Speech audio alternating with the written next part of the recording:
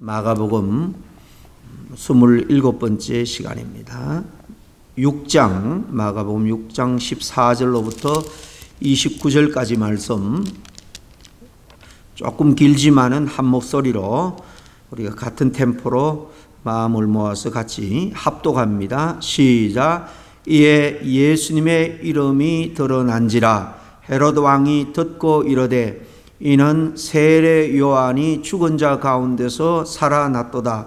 그러므로 이런 능력이 그 속에서 일어나느니라 하고, 어떤 이는 그가 엘리야라 하고 또 어떤 이는 그가 선지자니 옛 선지자 중에 하나와 같다 하되, 헤롯은 듣고 이르되 내가 목벤 요한 그가 살아났다 하더라. 전에 헤롯이 자기가 동생 빌립의 아내 헤로디아에게 장가든 고로 이 여자를 위하여 사람을 보내어 요한을 잡아 옥에 가두었으니, 이는 요한이 헤롯에게 말하되 동생의 아내를 취한 것이 옳지 않다 하였음이라. 헤로디아가 요한을 원수로 여기고 죽이고자 하였으되 하지 못한 것은 헤롯이 요한을 의롭고 거룩한 사람으로 알고 두려워하여 보호하며 또 그의 말을 들을 때 크게 번민을 하면서도 달갑게 들음이라. 마침 기회가 좋은 날이 왔으니 곧 헤롯이 자기 생일에 대신들과 천부장들과 갈릴리의 귀인들로 더불어 잔치할세 헤로디아의 딸이 친히 들어와 춤을 추어 헤롯과 그와 함께 앉은 자들을 기쁘게 한지라.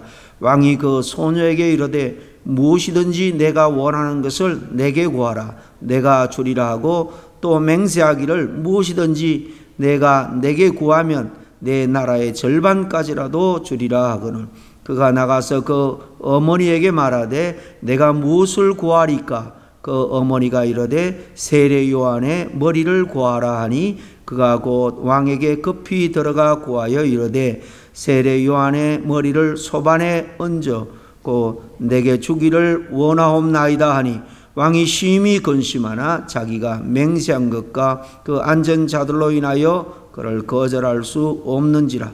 왕이 곧 쉬병 하나를 보내어 요한의 머리를 가져오라 명하니, 그 사람이 나가 옥에 요한을 목베어 그 머리를 소반에 얹어다가 소녀에게 주니, 소녀가 이것을 그 어머니에게 주니라.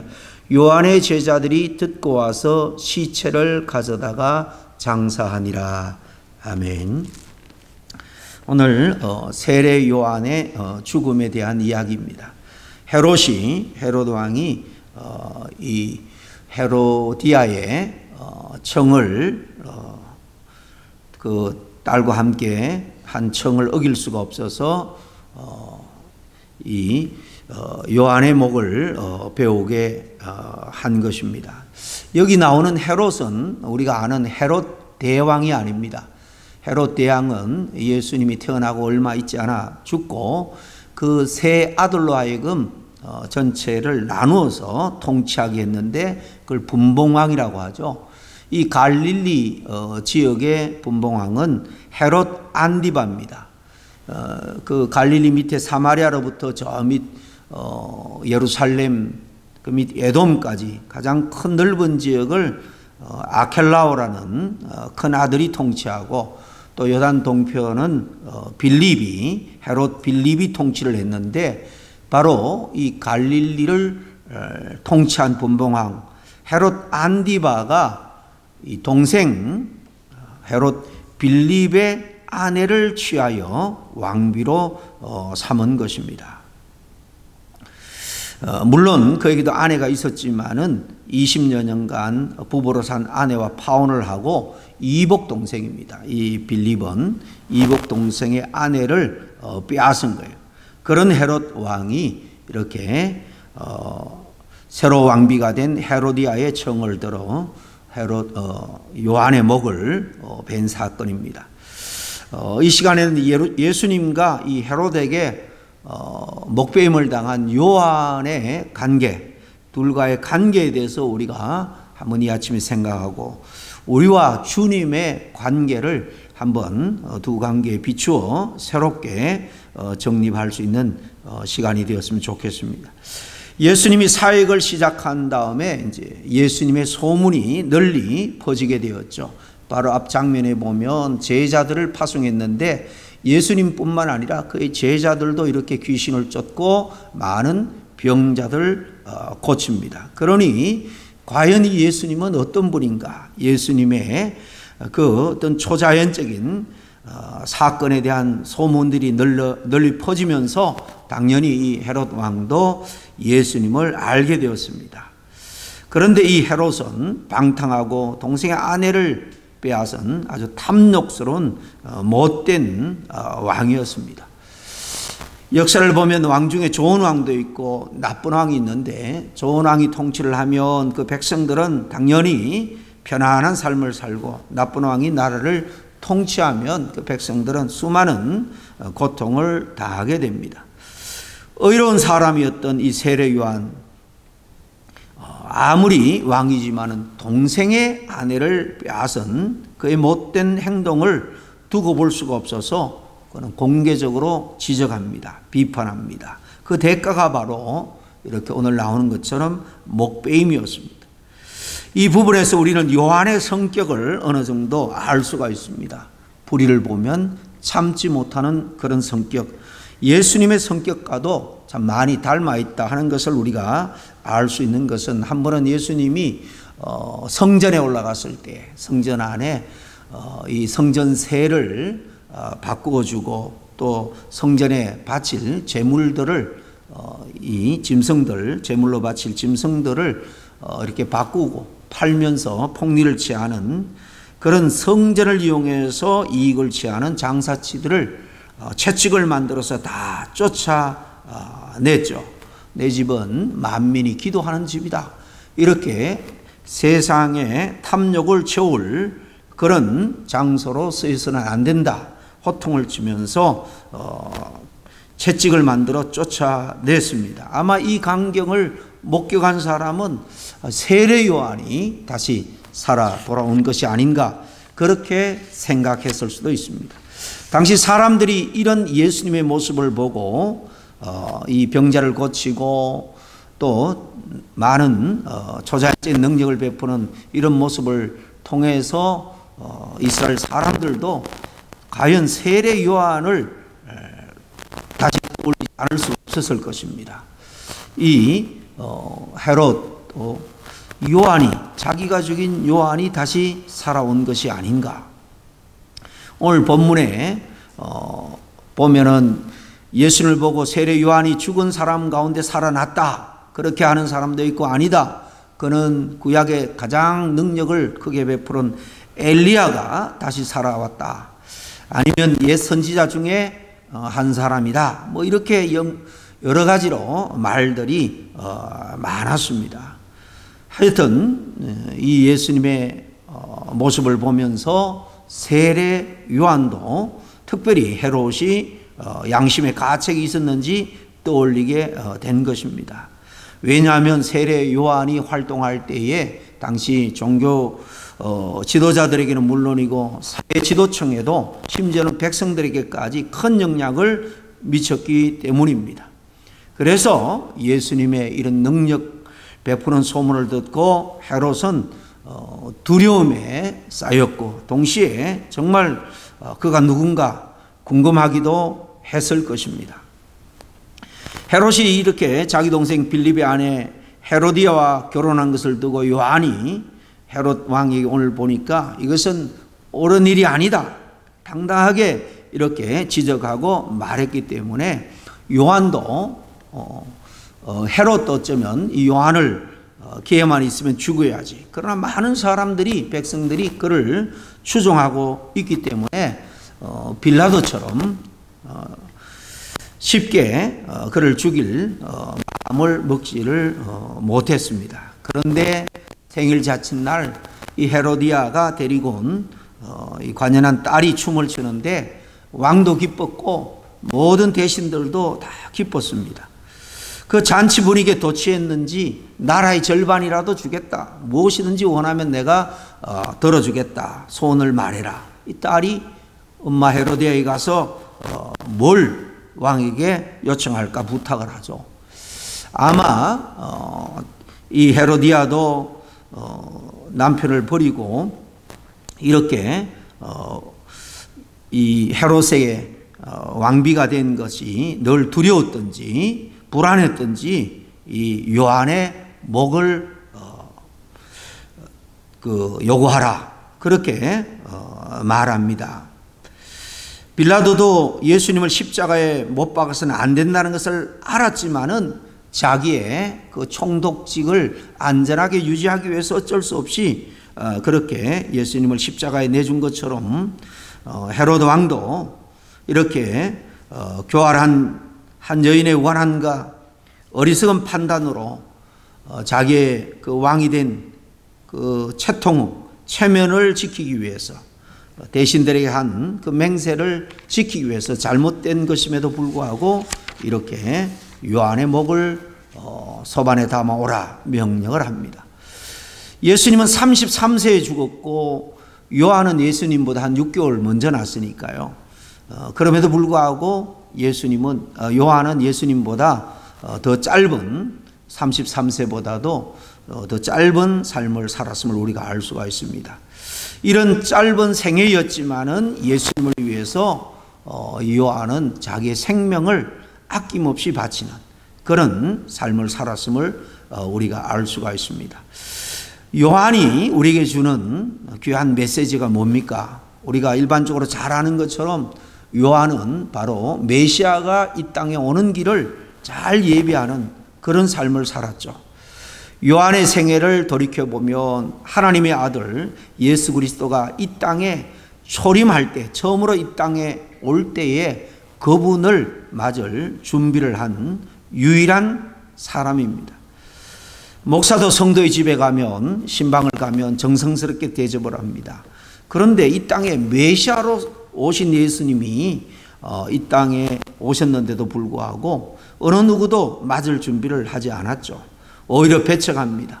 오죽했으면 예수님이 태어날 방 한 칸이 없어서 말구에 태어나 마구간에 태어나서 말구에 눕혀지는 그런 출생을 볼 수 있습니다. 또 예수님은 태어나자마자 이 헤롯 왕의 살해 위협을 받죠. 그래서 결국 그 부모들이 애굽으로 아기 예수님을 데리고 피신할 수밖에 없었습니다.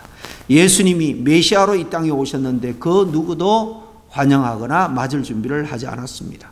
오직 한 사람, 바로 세례 요한만이 이 땅에 메시아로 오시는 예수님의 길을 예배했죠. 예수님이 인간을 구원하기 위해서 오신다는 예언자 이사야의 말대로 예수님이 오시는 길을 준비했습니다. 메시아의 길을 준비한 거죠. 그는 이사야 선지자가 예언한 것처럼 광야에서 외치는 그런 소리였습니다. 이렇게 오시는 길에 대해서 요한이 준비했다라는 것은 그에 대해서 광야에 외치는 소리가 되어서 전한 것이죠. 누가복음 3장 3절과 4절에 보면 세례 요한에 대해서 이렇게 말합니다. 요한이 요단강 부근 각처에 와서 죄 사함을 받게 하는 회개의 세례를 전파하니 선지자 이사야의 책에 쓴 바 광야에서 외치는 자의 소리가 있어 이르되 너희는 주의 길을 예비하라 그의 오실 길을 곧게 하라. 이 세례 요한은 이처럼 예수님의 오시는 길을 준비하는 거였습니다. 오직 그것만이 인생의 목적이었습니다. 그런 주의 길을 예비했습니다. 높은 산을 낮추고 굽은 길을 곧게 만들어서 예수님의 오는 길을 평탄하게 만들었습니다. 하나님이 예수님을 이 땅에 보내시기 전에 인간에게 주신 메시지가 있죠. 회개하라 하는 것입니다. 이 메시지를 먼저 요한의 입을 통해서 한 이유가 뭘까요? 하나님의 나라가 가까워왔기 때문입니다. 그래서 회개하라 하나님의 나라가 가까워왔느니라. 그렇게 예수님의 길을 예비하기 위해서 이렇게 외친 거예요. 이 회개하라 하나님의 나라가 가까웠다라고 할 때 이 하나님의 나라 바로 예수님 그분 자체이기도 합니다. 그래서 우리는 하나님의 나라에 가기 위해서 회개해야 되고 그분을 믿어야 되는 거예요. 그러나 사람들은 하나님이 주신 이 메시지의 의미를 알지 못했습니다. 그런데 유일하게 이 세례 요한만이 그 메시지의 의미를 알고 당당하게 외친 거죠. 어떤 면에서 보면 세례 요한은 정말 외롭고 고독한 그런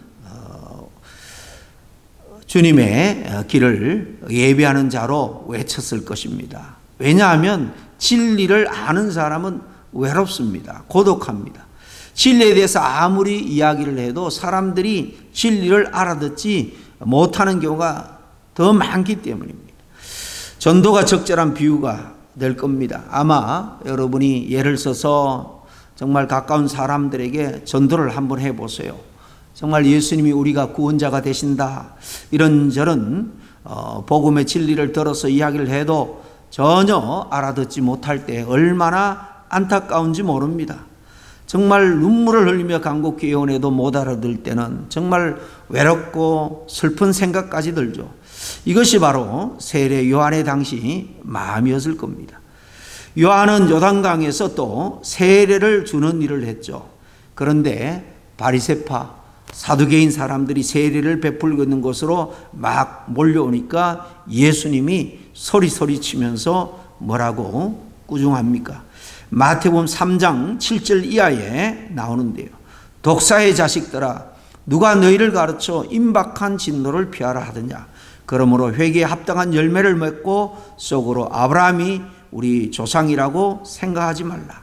내가 너희에게 이르노니 하나님이 능히 이 돌들로도 아브라함의 자손이 되게 하시리라. 이미 도끼가 남이 뿌리에 놓였으니 좋은 열매를 맺지 아니한 나무마다 찍혀 불에 던져지리라. 회개를 촉구하면서 회개의 세례를 베푸는데 이 사두개인 바리새인들은 완전히 하나의 종교인으로 그렇게 겉으로는 그럴싸하게 하나님을 믿는 것 같지만은 진심으로는 마음으로는 하나님을 떠난 자입니다. 외식하는 자였습니다. 겉으로 남에게 보이기 위해서.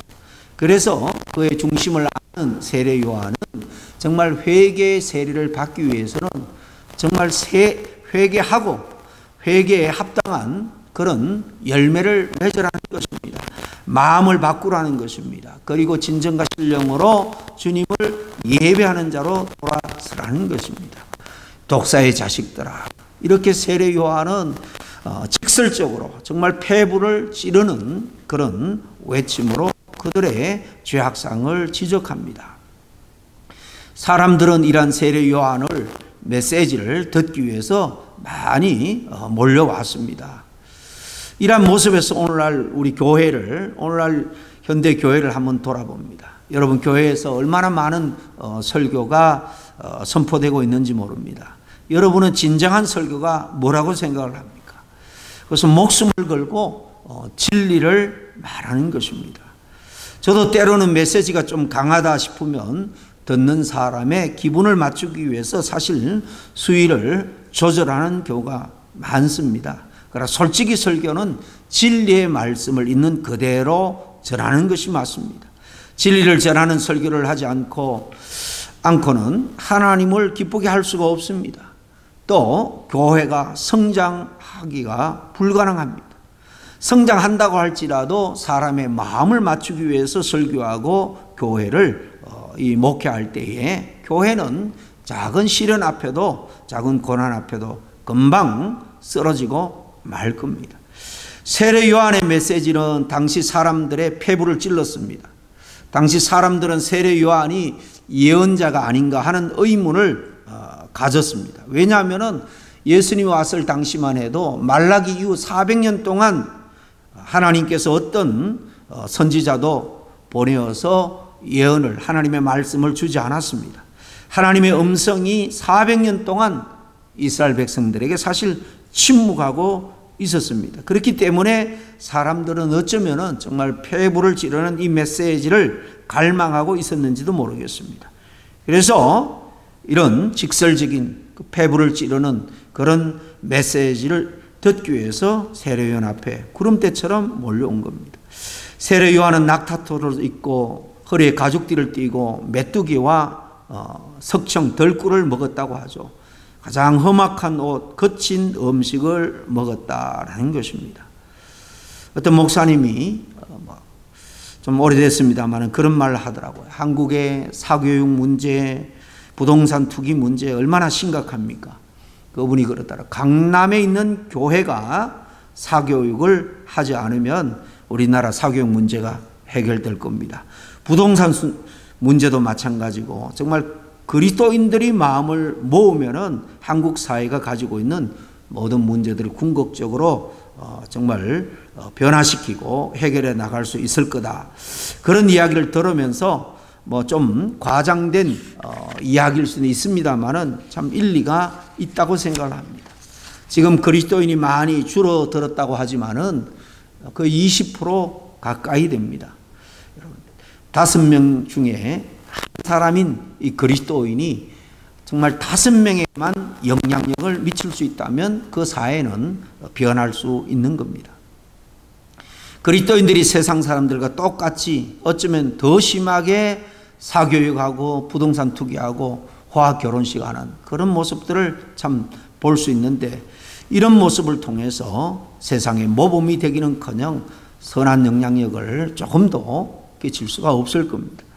마지막으로 예수님과 세례 요한의 관계를 생각하면서 예수님과 나 자신의 관계를 이 아침에 한번 돌아보기를 원합니다. 요한은 30세 조금 넘은 나이에 목이 잘려 죽었습니다.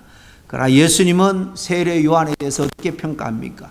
이 땅에 여인이 낳은 그런 사람 중에 이 세례 요한보다 더 큰 사람은 없다, 그렇게 말했습니다. 그럼 비록 짧은 인생을 살았지만 예수님을 위해 정말 값진 그런 삶을 살았습니다. 그러나 일생 주님의 초림을 예비하는 삶을 살았습니다. 우리 주님은 부활 성천하면서 가시는 모든 가시는 모습 그대로 내가 다시 오겠다 약속을 했죠. 재림입니다. 2000년 전에 초림하셨고 다시 재림하신다 주님 약속하고 있고, 오늘날 우리 교회는 재림신앙으로 주님 다시 오심을 기다리는 것입니다. 그 전에 먼저 대부분 주님의 부르심을 받아 이 땅에 또 떠나게 될 것입니다. 개인적인 종말이든 역사적인 종말이든 그때는 이 땅에 인간들에게 더 이상의 구원의 기회는 없습니다. 우리 이웃들이 다시 오실 주님을 당당하게 맞고 기쁨으로 영접할 수 있도록 우리들도 주님 다시 오시는 길을 예비하는 그런 삶을 살아야 될 줄로 믿습니다. 요한이 했던 것처럼 때를 얻든지 못 얻든지 정말 때로는 강건하여 내 집을 치워라 라는 말씀처럼 강건해서라도 정말 사망 권세 가운데 이끌려가는 죽어가는 불쌍한 영혼들을 정말 진리로 전도하는 것입니다. 그 영혼을 구원하는 것입니다. 이제 성탄이 가까우고 있습니다.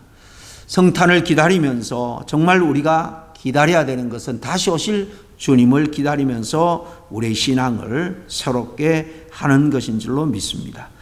이 성탄을 앞에 두고 정말 우리가 주님을 대망하고 기다리는데 요한의 마음과 자세로 정말 이 땅에 다시 오실 주님을 준비하는 그런 사명을 잘 감당하는 저와 여러분 될 수 있기를 바랍니다. 함께 기도하겠습니다. 하나님 아버지 감사합니다. 오늘 주님의 초림의 길을 예비한 세례 요한의 삶에 대해서 우리가 돌아보았습니다. 다시 오시마 약속하신 주님께서 신실하신 그 약속대로 다시 이 땅에 오실 것입니다. 우리가 주님을 맞기 전에 우리의 신앙도 잘 챙기고 또 준비해야 되겠지만은 세례 요한처럼 다시 오시는 주님의 길을 예비하고 또 전할 수 있는 삶을 살아갈 수 있도록 인도하여 주시옵소서. 예수님 이름으로 기도하옵나이다. 아멘.